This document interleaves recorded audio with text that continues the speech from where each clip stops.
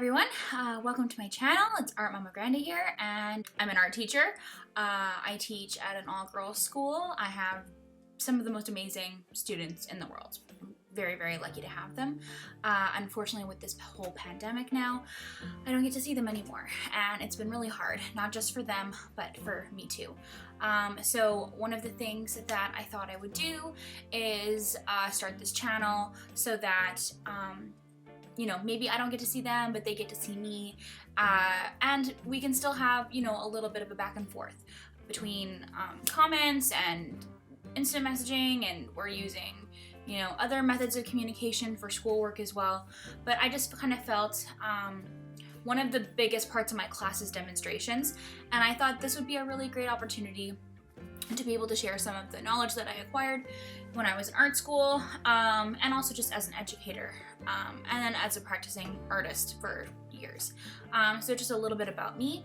I graduated from high school pretty much coasting with a 70 average, not because I didn't have high marks, but because my bad marks kind of dragged down my average. So really good in, you know, English, fine art, etc. Languages, I did well in Spanish and French, really bombed in math. Anyway, so was in school, went to art school, life-changing experience, had so much fun, and while I was there I taught part-time. I taught Italian and I taught art on the weekends at a small nonprofit organization, and it was eye-opening. I loved it. I worked with 7 to 11-year-olds and I got to help them make art for 2 hours every Saturday, and I finally saw myself you know, finding something that I thought I could do, because not only did I get to be around art and make art, but I also got to help young people you know, do some creating. And it doesn't have to be you know, them creating for a long-term experience, but it could also be just them creating for them to create just for them, just so that they can, you know, learn a skill or have something to do or pass the time or express themselves or whatever. There's many different reasons why people make art, and my job is just to teach you some of the hows, and you guys can figure out the why. So why did I make this channel? Well, first of all, I let my vanity get the best of me. I have some students who told me that I should make a channel because I'm hilarious, whatever that means. But yeah, so they suggested it several times. Did I say they suggested it? They suggested it. Yeah, so I had kids come up to me and ask me why I didn't have one yet, and I was like, you know what? I don't have one because I don't have the time for one. I don't have the time and energy that I would like to dedicate to something like that, because first of all, I didn't know what I was doing. I still don't really know what I'm doing. I'm still learning. But as the time went on, kids kept saying it would be really helpful for them to have demonstrations on video, or have demonstrations that they could go back to, because sometimes someone's absent, or maybe they weren't paying attention the first time around, whatever. So I was like, yeah, you know what, I'm gonna get a camera, and my school was lovely enough to invest into a camera for my classroom. And then, you know, I was like ready to set it up, and then the pandemic happened, and we had to shut down everything and figure out new ways to do it. And I was like, you know what, this is probably the best time, if any, to do something like this. So that's what I did, and that's what I'm doing. So my channel is Art Momma Grande. I don't have a schedule of when I'm going to post videos. I'm basically going to be posting whenever I can, and it'll be mostly demonstrations, or how to find like your voice as an artist, which is something that every single artist is still figuring out. Artists who say they know exactly what they want to do and exactly what their voice is, I just don't believe it. I don't believe it. I think it's a lot of wanting to seem confident.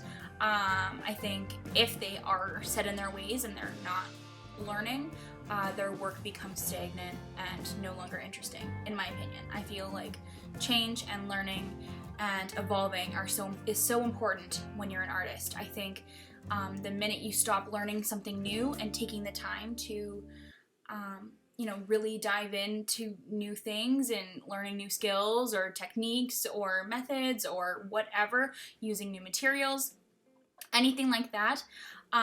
That's what makes a good artist. That's what makes a brilliant creator, is being able to evolve and adapt and experiment and not being afraid to make mistakes. That's like my biggest pet peeve, is that people who want to learn art perfectly the first time.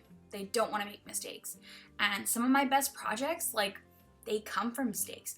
I literally had a painting that I worked on in art school where I got so mad at it, I flipped it on its flat side and I just poured every single chemical I had. I had linseed oil, I had alkali oil, I had odorless solvent. I think I had some turpentine that I scored from another student. I had a whole bunch of different mediums and I just poured it on top of it and I just let it sit there for 3 days, and I came back and it was a disaster. And not only did the painting not turn out, it was just a big mess of mixed colors, but also it sagged the canvas. It literally made a boat. It looked like a hammock in the middle of my studio.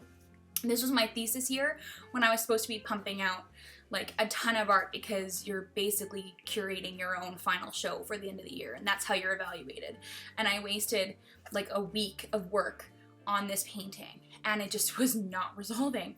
And I let it sit there, and then when I finally came around to the fact that this painting was not going to resolve itself, I had to drain it from all the oils that were sitting in it. I had to drill a little hole in the canvas, and I had to let all the fluid that was there drain. So basically what I'm trying to say is that mistake taught me that sometimes more is more. Sometimes you don't learn from just throwing things at frustration. Sometimes the best thing to do is take a step back, and I learned that the hard way, but I also learned it the last way. And now one of my favorite things that I like to do is when I'm running into a creative wall, is I like to take a step back. I get as many people as possible to look at things and tell me what I did wrong, and sometimes I like their advice and sometimes I don't like their advice, and I pick and choose what I listen to, but at least I've taken that moment to reflect. And that is a really big step as an artist. So, long story short, don't be afraid of making mistakes. Okay, mistakes are a big part of the process, and you should savor every single time, because a lot of the time it just means that you're learning something new. So like I said, this channel will consist of demonstrations, but it'll also have some of my work, because one of the things that I feel is really important for kids when they're learning is that if they are seeing someone teach them something, it's kind of I don't want to be that teacher who says, do as I say, not as I do. I want to be a teacher who the kids can see that, I still create my own things. I still am consistently working. I might not, be out there in galleries and shows, but that's not what I chose to do with my life. The reason I became a teacher was because I love teaching, and because I get to teach my favorite thing in the world, which is art. And I get to make my own work without having to compromise why I'm making it. One of the reasons why and I did try this. I tried this in university quite a few times, actually, was I kind of shied away from having art shows and doing the art hustle because I felt over time I was making art that sold. I was making art that I knew sold, and it wasn't stuff that I was excited about. So even if I was tired of making it, I was trying to sell a specific type of art, and I was making art that I knew was selling so that I could keep making it. I just felt I didn't want to depend on sales for me to be able to create what I liked, because like I said, I'm constantly trying to learn and change new things, and at the moment I'm in between learning new mediums, video being one of them. And how would I be able to make a living if I'm taking a break to learn something new, and I had to stop making the stuff that was supporting me, right? So now I get to teach, and I get to make what I want, and if I get to sell a couple paintings every now and then, that's fine. It's a bonus, right? It's woohoo, but it's not my goal. It's not something that I look for anymore. I actually got a lot of hard criticism about this in art school from my peers, And if that's a story that you guys want to hear about, you let me know, because it's a story. And hi guys. So for some reason, while I was moving my videos over, my outro and my speed paint got deleted. I don't really know how it happened.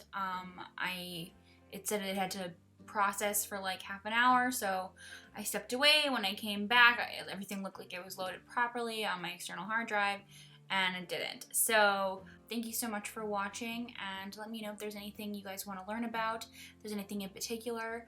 I am debating on doing either a gouache or a watercolor demo next.